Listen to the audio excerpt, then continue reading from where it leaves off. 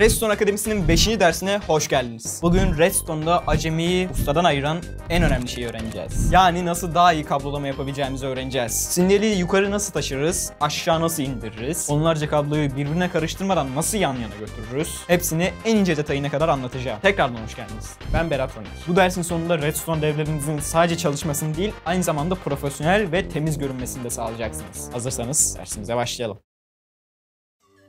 Redstone'da en çok başımızı ağrıtan konulardan biri sinyali aşağıdan yukarı ulaştırmaktır. Neyse ki bunun için kullanabileceğimiz bir sürü akıllıca yöntemimiz var. Şimdi gelin en yavaştan en hızlısına doğru hepsine bir göz atalım. Meşale kulesi en eski ve en bilinen yöntemlerden biri. Bir bloğun üstüne bir meşale, onun üstüne bir blok, onun üstüne meşale, onun üstünde blok şeklinde devam eder. Her meşale bir değil kapısı olduğu için sinyal her katta tersine döner. Yani birinci katta sinyal varsa ikinci katta yoktur. Üçüncü katta tekrar vardır. Bu yüzden sinyalin yönünü korumak için kulenizin çift sayıda meşaleden oluşması gerekir. En büyük dezavantajı ise yavaşlığıdır. Her meşale bir tik gecikme eklediği için sinyalin tepeye ulaşması biraz zaman alır. Cam kule. Günümüzde en çok kullanılan, en hızlı ve en kompakt yöntem budur. Cam, basamak gibi şeffaf blokları bir merdiven gibi her seferinde bir blok üstte ve bir blok yana gidecek şekilde yerleştiririz. Üzerlerine de redstone tozunu döşeriz. Redstone tozu bu şeffaf blokların üzerinden yukarı doğru tırmanır. Bu sistem sinyali neredeyse anında yukarı taşır. Sinyal gücü 15 blok sonra tükendiğinde ise araya bir tekrarlayıcı koyarak veya meşalelerle sinyali tazeleyerek yolumuza devam edebiliriz. Ve bu sistemin en güzel yanlarından biri de sinyali sadece yukarı doğru taşıyabilmesidir. Aşağı doğru sinyali indiremez. Gözlemci kulesi. Eğer kaynak sıkıntınız yoksa gözlemci kulesi de kullanabileceğiniz bir yöntemdir. Gözlemcileri yüzleri aşağı bakacak şekilde üst üste dizmeniz yeterlidir. En alttaki gözlemciye bir sinyal verdiğinizde bu blok güncellemesi yaratır. Üstteki gözlemci bu güncellemeyi algılar ve bir sinyal üretir. Bu da bir üstündekini tetikler. Bu şekilde sinyal zincirleme olarak en tepeye kadar çıkar. Her gözlemci bir redstone tiki ekler. Bu da onu meşale kulesiyle aynı hızda yapar. Anlık yöntem. Balçık asansörü.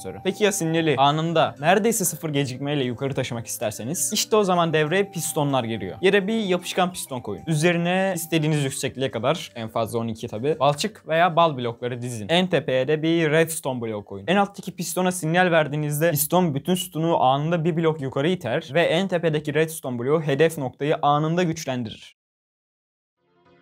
Sinyali yukarı taşımak kadar onu temiz bir şekilde aşağı indirmek de bir sanattır. Java versiyonunda cam kuleler aşağı doğru çalışmadığı için farklı yöntemler kullanmamız gerekir. Sarmal merdiven. Sinyali aşağı indirmenin en stabil ve en çok kullanılan yolu budur. Blokları bir sarmal merdiven gibi sürekli aynı yönde dönecek şekilde aşağı doğru yerleştirin ve üzerlerine redstone tozu döşeyin. Bu yapı sinyalin her bir blokta aşağı doğru inmesini sağlar ve cam kuleler gibi neredeyse anında çalışır. Sinyal gücü bittiğinde araya bir tekrarlayıcı veya redstone meşalesi koyarak yolunuza devam edebilirsiniz. Bu yöntemin en güzel yanı çift yönlü çalışmasıdır. Yani aynı hattı hem yukarı hem de aşağı sinyal göndermek için kullanabilirsiniz. Duvar kulesi. Eğer aşağıya sadece anlık bir düğmeye basılı sinyali göndermek istiyorsanız en iyi yöntemlerden biri budur. Üst üste bir sürü duvar bloğu dizin. En alttaki duvarın altına ona bakan bir gözlemci koyun. En tepede ise yapışkan pistonla herhangi bir bloğu duvarın ortasına doğru itecek bir düzenek kurun. Piston bloğu duvara değdirdiği an bütün duvar şekil değiştirir. Ve bu blok güncellemesi anında en alttaki gözlemci tarafından algılanır. Bu yöntem sürekli bir sinyal taşımaz. Sadece anlık bir darbe gönderir ama bunu sıfır gecikmeyle yapar. Çok eski bir yöntemdir ama gecikmesi düşük olduğu için hassas devrelerde kullanılabilir. Bu arada size bir taktik vereceğim. Tüm bu öğrendiğimiz yukarı çıkarma veya aşağı indirme yöntemlerindeki son gözlemcinin önüne bir önceki derste öğrendiğimiz bakır ampulü T flip flop devresi kurarsanız anlık sinyaller yerine şalter sinyali gibi kalıcı aç kapa sinyalini de aşağı taşıyabilirsiniz. Tabi bu arada sinyali aşağı doğru indirirken gözlemci kulesi ve balçık asansörü de kullanabiliriz. Ama az önce anlattığım için bir daha anlatmaya gerek duymuyorum.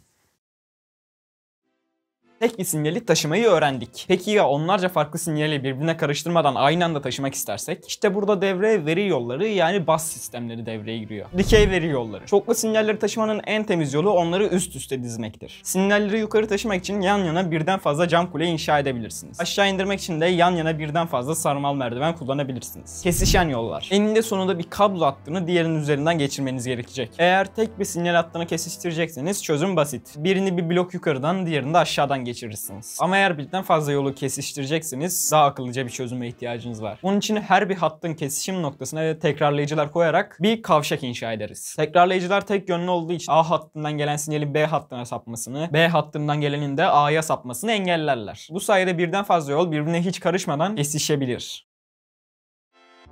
Evet, bugün Redstone'un en göz ardı edilen ama en önemli konularından birini, yani kablolamayı öğrendik. Artık sinyalleri sadece bir yerden bir yerlere götürmeyi değil, bunu temiz ve güzel görünüm yapmayı biliyorsunuz. Şimdi sıra geldi her zamanki gibi ev ödevine. Bu ders her zaman dediğim gibi pratik yapmadan asla öğrenilmez. Bu yüzden sizden şunu istiyorum. Kendi dünyanızda birbirinden 20 blok uzakta ve 10 blok yükseklikte bir yer belirleyin. Bu derste öğrendiğiniz yöntemlerden en az birini kullanarak bu iki nokta arasına temiz bir sinyal hattı çekin. Yaptıklarınızı yorumlarda yazabilir veya Instagram'da bana gönderebilirsiniz. Neyse, izlediğiniz için teşekkürler. Kendinize iyi bakın.